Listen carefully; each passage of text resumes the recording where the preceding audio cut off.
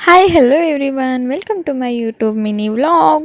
ನಾವಿವತ್ತು ಮದರ್ಸ್ ಡೇನ ಸೆಲೆಬ್ರೇಟ್ ಮಾಡಲಿಕ್ಕೆ ಸಿದ್ಧಿ ಹೋಟೆಲ್ಗೆ ಪ್ಲ್ಯಾನ್ ಹಾಕಿದ್ವಿ. ನಾನು ನಮ್ಮ ತಂಗಿ ಸ್ಕೂಟಿ ಮೇಲೆ ಹೋದ್ವಿ, ನಮ್ಮಪ್ಪ ಅಮ್ಮ ಬೈಕ್ ಮೇಲೆ ಬಂದರು. ಆಮೇಲೆ ಫೈನಲಿ ನಾವು ಹೋಟೆಲ್ಗೆ ಹೋಗಿ ರೀಚ್ ಆದ್ವಿ. ನೋಡೋಕೆ ತುಂಬ ಚೆನ್ನಾಗಿತ್ತು. ನಾವು ಇಲ್ಲಿ ಹೋಗಿರೋದು ಫಸ್ಟ್ ಟೈಮ್.